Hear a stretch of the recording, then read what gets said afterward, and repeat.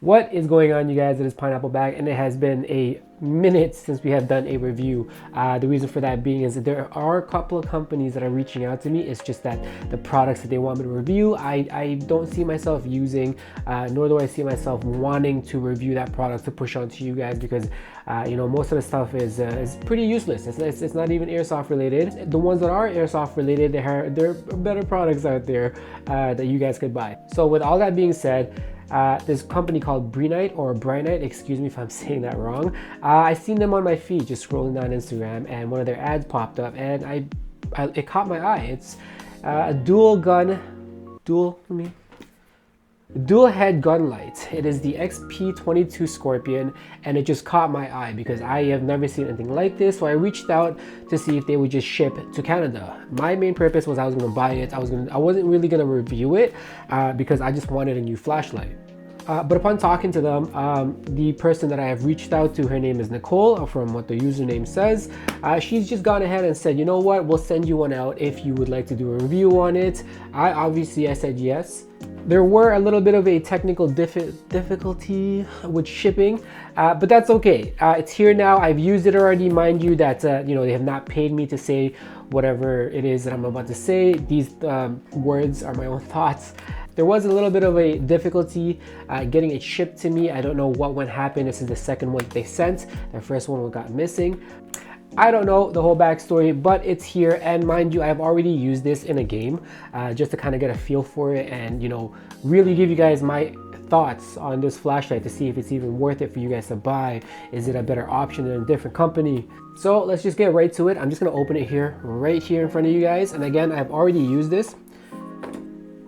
So when you open up the packaging, I believe there was plastic around this. I'm not entirely sure. There was a sticker here that was a little bit of a hard to remove with the glue residue and everything. But again, I've already used this. When you guys get this, it's not going to be normal as where you have a pink filter. I added that myself. If you guys don't know, to all my flashlights, I add a pink filter. It just, I don't know. It looks better for me, I guess. Now, first looking at the flashlight itself, you are kind of puzzled. I was puzzled when I was looking at this, but when you put it on your actual replica, it makes sense. The pressure pad where you have, your flashlight pressure pad is basically going to be the same length, as you guys can see here. So this is my Javelot Tac pressure pad for my flashlights, and if you just put it side by side, it is almost the same length. And where my thumb placement is, it's roughly around the same spot, so it is comfortable to use. I'm going to be slapping this on one of my other replicas over here, and I'm going to show you guys exactly how it looks like. When I first brought this out to the field, a lot of people, and there's not much of you that likes to do this, but a lot of you guys like to have your flashlight, your iron sights, your front iron sights, and I get it. It's all just, airsoft, and you could just use your iron sights if your red dot goes down, but most of the times people have a spare battery in their bag. But they like to have their iron sights right in front. So what this does is you can still have your iron sights while still having your flashlight still visible from both sides. Also, one more thing, I don't know if you guys could tell, when I first showed the front, it's not a crack. It did get hit by a BB, and I was very surprised that it did not shatter. There is still glass in there. That is just the film that just got ripped apart by, I guess, a single BB or two BBs. It's not really a strong film. I got it on Amazon, cut it up into a circle and just put it on there. So now that you guys have seen the flashlight, let's take a look at the box itself. So inside the box, you will have your USB to a magnetic charging. Like I said before, I like my magnetic charging. It's easier for me. I don't want to have to buy CR123 batteries because those things are a fortune. They're they're like $30. It's kind of expensive. So since this is a USB to the magnetic charging, I just hooked it up to my power bank. And yes, you can just bring a power bank with you and just charge it as you go if you forget to charge your flashlight. And how it charges, very simple. Stick the magnetic part to the end. You'll see the light. Boom, that is it. Oh, there you go. That is it.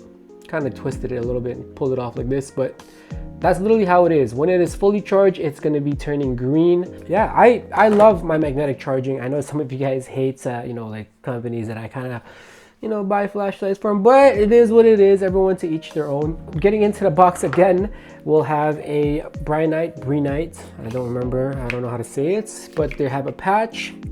And this little piece right here, I wasn't sure exactly what it was in the beginning until I looked at the flashlight. So what that is, it's actually it's pretty nice of the company to actually add that in. I don't know if it will ever break, but if it does break, there is a spare part in there. If you guys take a look just right here in the middle, that is actually where your flashlight will sit in between the two Picatinny rails. And if should that ever scratch off, or I don't see it scratching off or breaking off, but should that ever break, because it is aluminum, so again, I don't see it ever breaking, there is a spare part in there. So that was really nice of the company to actually add a part in there that is part of the mounting system itself. Mounting this is super easy. Again, I'll show you guys everything about this when I actually place it on a replica, but let's get into the details of the actual flashlight. So there are 3 modes on this flashlight. There is press, there is momentary, where you just hold it, let go, it turns off, and there's also strobe, where you click it twice and it strobes. The output of the flashlight is 1300 lumens. The runtime on this, since there is no low and there's only one setting, which is, I'm assuming is the high setting already, is 70 minutes. It is impact resistant at 1 meter, and the protection level is at IP66. The beam distance on this is around 260 meter. When I was playing with it, some of my other flashlight, they are a little bit stronger. I do like a tighter beam to it. But this is not that bad, as you guys can see. I don't like too much splash around the actual tight beam, just because when I do like to do, fast tight corner movements, I want to have that flashlight as like my kind of general area where I would be shooting my target. So now that I gave you guys a little bit of a detail about this flashlight, I am just going to be mounting this on a replica and let you guys see how I actually do it. Let's go grab one. So right here I have the FAR 9. This is the giveaway gun. It's been quite some time. Let's get up to that 10K mark. Easy to mount. Again, you would just have to twist, loosen it up, mount it. Make sure you get that, that little notch that I showed you earlier into one of those Picatinny slides. Twist it, and that is not going anywhere at all. So like I said, if you have an iron sight, you can move this a little bit far back, but what I said from the beginning was it is very comfortable to use because my thumb placement is already right in front, that I could press it so easily, right? Even with the, I don't want to hit the mic here, but even with my right hand, left hand, super easy. And as far as just leaving it on for just leaving it on momentary, and the strobe, super easy. The spring itself for the actual button, it's not hard at all. I can press it with my pinky and it doesn't take much force, but there is some force. The spring does push back. It doesn't feel cheap. This whole thing doesn't feel cheap. It's I don't know what it's made out of, but it is some sort of metal, probably aluminum. It does withstand a BB, as you guys can see right there from this lens right here. It's pretty strong. It's really good for airsoft. The price itself, I believe on their website, it said $119. I'm not sure if that is in USD. It is coming from China, most likely $120 USD. It's not bad, considering there are, local airsoft shops here that are selling, replicas of different flashlights for roughly around the same price. It is honestly not a bad deal. Now, the one issue I did have running this flashlight through a game, and it was not really a big issue. So just pretend that there is a wall right in front of me. You know what? Let's actually turn the flashlight on and pretend that this wall, or this box, is a wall.